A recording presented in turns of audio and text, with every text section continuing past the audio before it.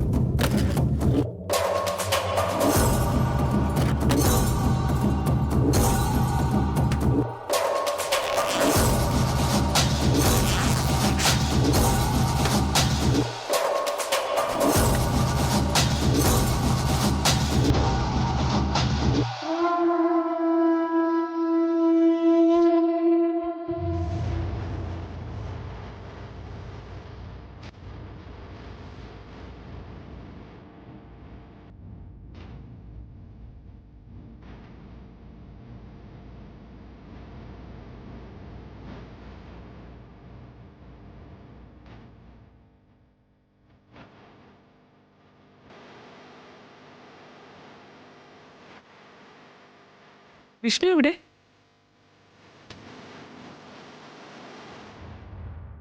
വിഷ്ണു, വിഷ്ണു ഇവിടെ വാ.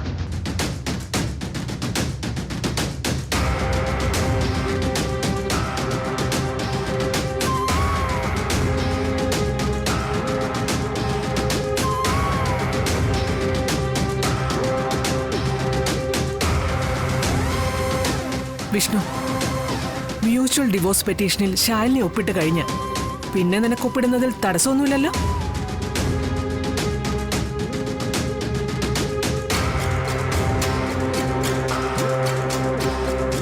എടാ, പിന്നെ നിന്നെ ആരും പിടിച്ച് ജയിലിൽ അടക്കില്ലല്ലോ?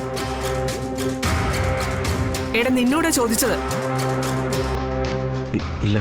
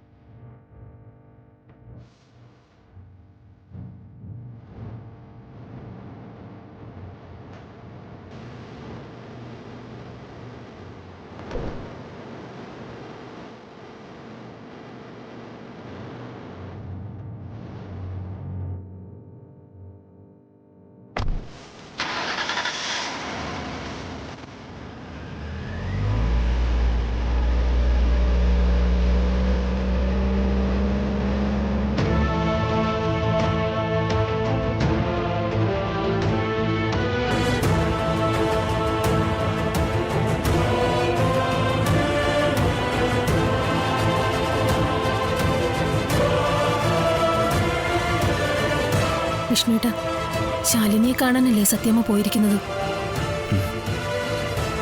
ശാലിനി ഡിവോഴ്സ് പെറ്റീഷനിൽ ഒപ്പിട്ട് കൊടുക്കുമെന്ന് പേടിയുണ്ടോ? ഒരിക്കലുമില്ല. അല്ല, പിന്നെന്തിനാ ഇങ്ങനെ ടെൻഷൻ? ശാലിനിയുടെ ഒപ്പമായിട്ട് അമ്മ തിരിച്ചു വരുമോ? ശാലിനി ഒപ്പിടാൻ സമ്മതിച്ചില്ലെങ്കിൽ പിന്നെ എങ്ങനെയാ വിഷ്ണുട്ടാ? അതാണ് എന്റെയും പേടി. അമ്മയുടെ സ്യൂട്ട് കേസിന്റെ ഉള്ളിൽ എന്താണെന്നറിയില്ല.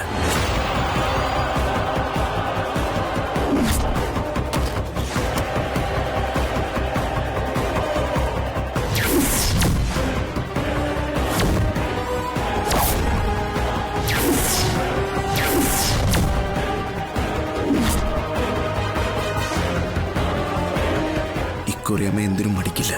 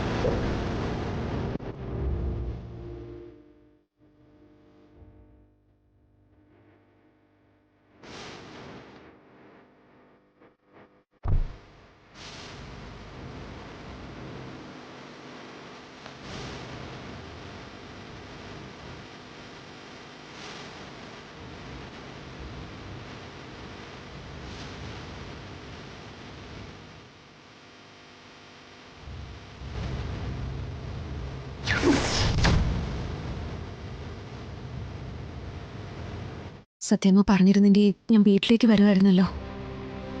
അത് വേണ്ടാന്നേ മനഃപൂർവ്വം തീരുമാനിച്ചതാ. നിനക്ക് എന്റെ വീട്ടിലോ എനിക്ക് നിന്റെ വീട്ടിലോ ഇനി വാതിലുകൾ തുറക്കാനില്ല. രണ്ടുപേരുടെയും സമയം പാഴാക്കണ്ട. പാതി വഴി തന്നെയാ നല്ലത്. ഇനിയൊരു കൂടിക്കാഴ്ച ഉണ്ടാവില്ല. ജീവിതത്തിൽ അവസാനമായി നമ്മൾ കാണുകയാണ്. നീ എന്റെ വീട്ടിലേക്കോ ഞാൻ നിന്റെ വീട്ടിലേക്കോ വരാൻ പാടില്ല.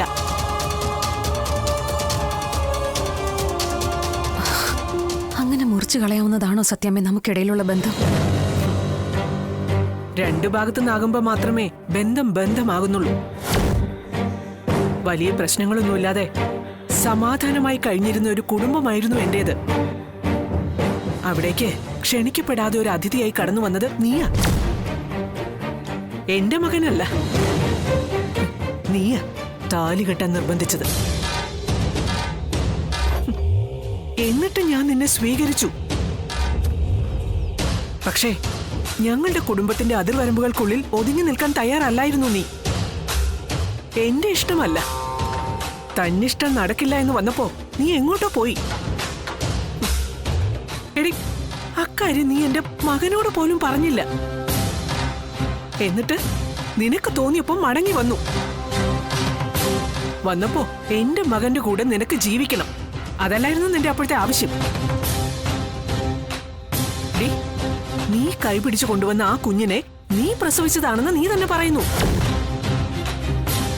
ആ കുട്ടി ഞങ്ങളുടെ വീട്ടിലെ ഞങ്ങളുടെ രക്തമാണെന്ന് അതും നീ തന്നെയാ പറഞ്ഞത്. അതിന് തെളിവ് ചോദിക്കുമ്പോ നിനക്കൊന്നും പറയാനുമില്ല. പിന്നെയും ഈ ബന്ധം നിലനിർത്തണമെന്ന് പറയുന്നതിൽ എവിടെയാണ് ഈ ന്യായം? സത്യമ്മേ, വിഷ്ണുവേട്ടനല്ലാതെ വേറൊരു പുരുഷൻ എന്റെ ലൈഫിൽ. സംസാരിക്കാൻ കൊള്ളാത്ത വിഷയങ്ങളാ. അതേപ്പറ്റി ഇനിയൊരു സംസാരം ഇല്ലെന്ന് തീരുമാനിച്ചതാ. അതുകൊണ്ട് തൽക്കാലം അക്കാര്യങ്ങൾ വിട്ടേക്ക്. സത്യമേ, എന്താ ഇപ്പൊ സത്യമയ്ക്ക് വേണ്ടത്? എന്റെ മകന്റെ ജീവിതം. കൊറേ കാലം നീ അത് യഥേഷ്ടം പന്ത് തട്ടി കളിച്ചു ഇല്ലേ? ഇനി അത് ആവർത്തിക്കാൻ പാടില്ല. വിഷ്ണുവിന്റെ ജീവിതത്തിൽ നിന്ന് നീ ഒഴിഞ്ഞു തരണം എന്നേക്കുമായി. എന്റെ മകന്റെ ജീവിതത്തിലെ പുതിയൊരു അധ്യായമായിരുന്നു കഴിഞ്ഞ ദിവസം. ഭൂതകാലത്തിലെ കറകളൊക്കെ മനസ്സിൽ നിന്ന് കഴുകിക്കളഞ്ഞ് അവനൊരു പെൺകുട്ടിയെ താലി കെട്ടി വീട്ടിലേക്ക് കൊണ്ടുവന്നു. പക്ഷേ കഴിഞ്ഞുപോയ ഏതോ ഒരു കാലത്തിലെ പ്രേതം പോലെ അവിടേക്ക് നീ കേറി വന്നു. അതൊന്നും ഇനി ആവർത്തിക്കാൻ പാടില്ല. വിഷ്ണു ഒരു പെൺകുട്ടിയെ കല്യാണം കഴിച്ചു കൊണ്ടുവന്നു. എടി, നീ ഒരു ഭാര്യ എന്ന നിലയിൽ ഇത്രയും നാളും അവന് സമാധാനം കൊടുത്തിട്ടുണ്ടോ? ഇനിയെങ്കിലും അവന് സമാധാനമായിട്ടൊന്ന് ജീവിക്കണം.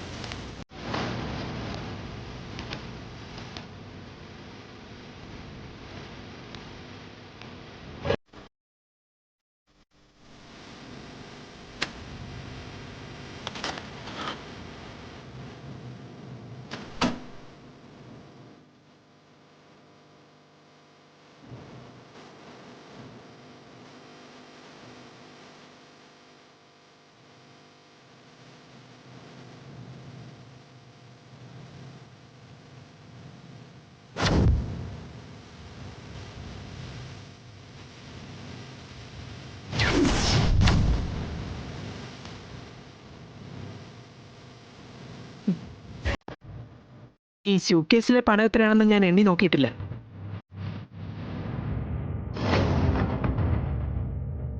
ദേ, ഈ ചെക്ക് ബുക്കിലെ ലീഫുകളിൽ ഒപ്പിട്ടിട്ടുണ്ട്. ഡേറ്റോ തുകയോ എഴുതിയിട്ടില്ല. ആവശ്യമുള്ളപ്പോ വേണ്ടത്ര പണം നിനക്ക് എന്റെ അക്കൗണ്ടിൽ നിന്ന് പിൻവലിക്കാം.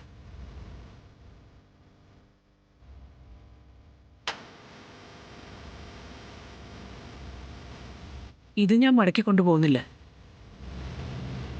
നിനക്ക് നിന്റെ വീട്ടിലേക്ക് കൊണ്ടുപോകാം.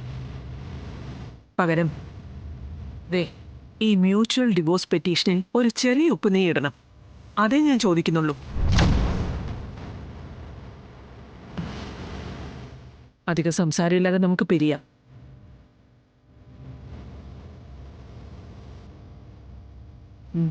വാങ്ങ.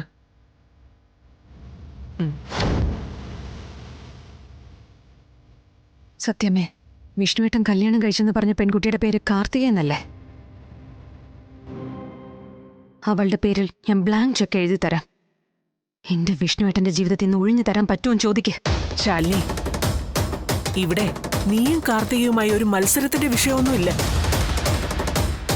വിഷ്ണുവിന്റെ ഇഷ്ടം അതാണ് പ്രധാനം. അവൻ ഏതോ ഒരു കാലത്ത് നിന്നെ ഇഷ്ടമായിരുന്നു. നിന്റെ ഒപ്പം ജീവിക്കാൻ അവൻ ആഗ്രഹിച്ചിട്ടുമുണ്ട്. പക്ഷേ ഇപ്പൊ ആ ഇഷ്ടമില്ല. നഷ്ടപ്പെടുത്തിയത് നീ തന്നെയാണ്, നീ മാത്രം. നീ ഇവിടേക്ക് വന്നപ്പോ ഒപ്പം കൊണ്ടുവന്ന ഒരു കുഞ്ഞില്ലേ, അത് തന്നെയാ. ലോകത്തൊരു പുരുഷനും മറക്കാനോ ക്ഷമിക്കാനോ പറ്റുന്നതല്ല അങ്ങനെയൊരു തെറ്റ്. സത്യമേ, ഞാൻ തെറ്റ് ചെയ്തിട്ടില്ല. എടി, ഇല്ലായിരുന്നെങ്കിൽ നീ അത് തെളിയിക്കണമായിരുന്നു. ശാലിനി, ചുരുങ്ങിയ പക്ഷം വിഷ്ണുവിന്റെ മുന്നിലെങ്കിലും. ആ രഹസ്യം അറിയാൻ വിഷ്ണു നിന്റെ മുമ്പിൽ യാചിച്ച് നിന്നിട്ടില്ലേ? അപ്പോഴും നീ ഒരു മറുപടി പറഞ്ഞില്ല. ഡി, ക്ഷമയ്ക്കൊരു പരിധിയുണ്ട്. കാർത്തികയെ താലികെട്ടി വീട്ടിലേക്ക് കൊണ്ടുവന്നപ്പോ അവൻ പറഞ്ഞത് അതാ. വിഷ്ണുവിന്റെ മനസ്സിൽ നീ ഇല്ല ശാലിനി, നീ ഇല്ല. ഉണ്ടായിരുന്നെങ്കിൽ അവൻ മറ്റൊരു പെൺകുട്ടിയെ താലികെട്ടി വീട്ടിലേക്ക് കൊണ്ടുവരില്ലായിരുന്നു. 6 വർഷം 6 വർഷമാ അവൻ നിനക്ക് വേണ്ടി കാത്തിരുന്നത്. അവന് വേണമെങ്കിൽ ജീവിതാവസാനം വരെ കാത്തിരിക്കാമായിരുന്നു. അതല്ലെങ്കിൽ വേറൊരു വിവാഹത്തിന് മുതിരാതിരിക്കാമായിരുന്നു. ഇപ്പോഴവനൊരു വിവാഹം കഴിച്ചെങ്കിൽ അതിന്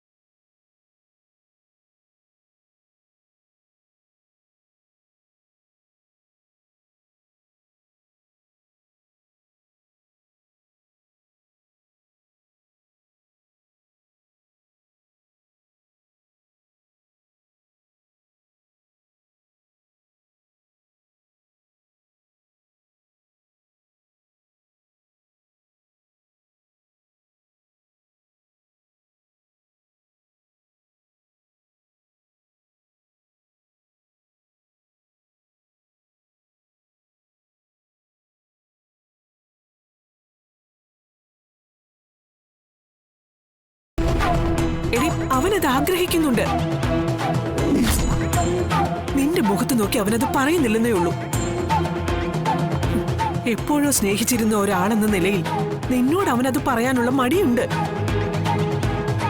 എടി, അവൻ സ്നേഹിക്കുന്ന പെൺകുട്ടിക്കൊപ്പം ഒരു സമാധാന ജീവിതം അവൻ ആഗ്രഹിക്കുന്നുണ്ട്. അതുകൊണ്ടാ കാർത്തികയുടെ മുന്നിൽ വെച്ച് നീ കെഞ്ചിയിട്ട് പോലും അവനൊരക്ഷരം പറയാതിരുന്നത്. ദേ, ശരീരത്തിൽ വളർന്നു പോയ ക്യാൻസർ മുറിച്ചു മാറ്റുമ്പോൾ വേദനയുണ്ടാവും. അത് വലിയ വേദനകൾ തടയാനുള്ള ഒരു മുൻകരുതലാ. നിന്റെ കാര്യത്തിൽ അവൻ അനുഭവിക്കുന്ന വേദന ഇപ്പൊ അതാ. മുറിച്ചു മാറ്റുമ്പോൾ വേദനിക്കോ എന്നൊരു ഭയം. ദേ, സത്യഭാമയായല്ല വിഷ്ണുവിന്റെ അമ്മയായിട്ടാ ഞാൻ നിന്റെ മുന്നിൽ നിൽക്കുന്നത്. ഈ ഡിവോഴ്സ് പെറ്റീഷനിൽ നിന്നെ കൊണ്ട് ഒപ്പിടേപ്പിക്കാമെന്ന് പറഞ്ഞ് അവന്റെ മുന്നിൽ കൂടെ തന്നെ ഞാൻ ഇറങ്ങിയത്. അതെ ശാലിനി, നീ ഒപ്പിട്ടാ അവനെ ഒപ്പിടാന്ന് അവൻ എനിക്ക് വാക്ക് തന്നേക്കുവാ. അല്ലെങ്കിൽ തന്നെ നീ എന്തിനു ഭയപ്പെടണം? അവന്റെ ഒപ്പോ സമ്മതം കൂടാതെ നിർബന്ധിച്ച് വാങ്ങാൻ കഴിയുന്നതല്ലല്ലോ ഡിവോഴ്സ്.